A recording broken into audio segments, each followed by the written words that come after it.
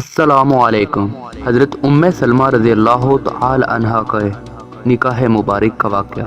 ام سلمہ رضی اللہ تعالی عنہ نہایت قدیم الاسلام ہے اور ان کے شوہر ابو سلمہ رضی اللہ عنہ غالباً 11ویں اسلام لانے والے میں سے ہیں۔ ام سلمہ رضی اللہ تعالی عنہ نے سب سے پہلے اپنے شوہر ابو سلمہ رضی اللہ عنہ کے ساتھ ہجرت حبشہ کی اور پھر مکہ میں واپس آ گئے۔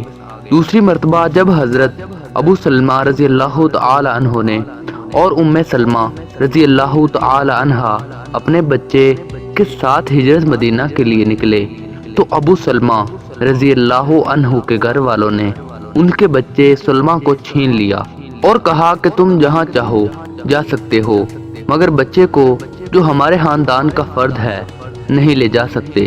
لہذا ام سلمہ رضی اللہ عنہ کے گھر والوں نے ام سلمہ رضی اللہ عنہ کو بھی چھین لیا کہ ام سلمہ رضی اللہ عنہ جو کہ ہمارے خاندان کی لڑکی ہے تم نہیں لے جا سکتے۔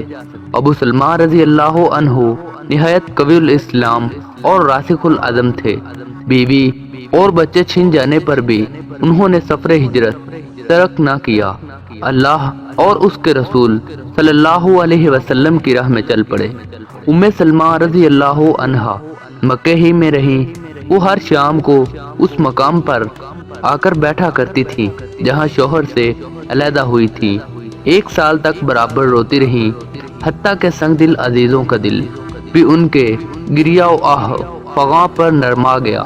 انہوں نے بچہ بھی دے دیا اور سفر کی اجازت بھی دے دی۔ یہ اللہ کی بندی تنہا مدینے کو چل پڑی۔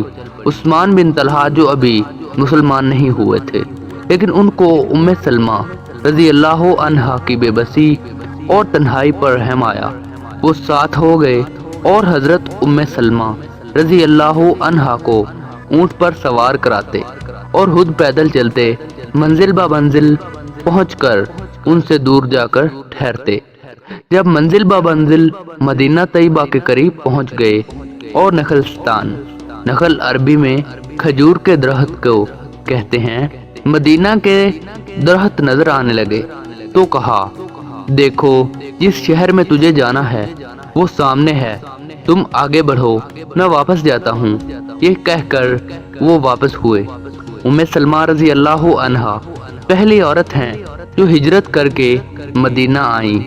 ان کے پہلے شوہر بڑے شاہ سوار اور جذبہ جہاد سے سرشار تھے۔ جنگ بدر میں شریک ہوئے اور پھر جنگ احد میں بھی۔ جنگ احد میں زخمی ہوئے اور زخموں سے جانبر نہ ہو سکے اور جمادی الاخر کی 3 ہجری میں انہوں نے شہادت کی موت پائی۔ مرتے وقت ان کی زبان پر تھا، اے اللہ میرے کنبے کی اچھی نگہداشت کرنا بوقت شہادت۔ چھوٹے چھوٹے بچے چھوڑے نبی صلی اللہ علیہ وسلم کو جو محبت اور قرابت ابو سلمہ رضی اللہ تعالی عنہ سے تھی، ان کا خیال کرتے ہوئے نیز ام سلمہ رضی اللہ عنہ نے اسلام کے لیے ہجرت حبشہ اور ہجرت مدینہ کرتے ہوئے جن سختیوں کو پورا کیا تھا، ان سب امور پر خیال کرتے ہوئے نبی کریم صلی اللہ علیہ وآلہ وسلم نے حضرت ام سلمہ رضی اللہ تعالی عنہ سے نکاح کر لیا اور یہ ام سلمہ رضی اللہ تعالی عنہ سے ام المؤمنین رضی اللہ تعالی عنہ بن گئیں۔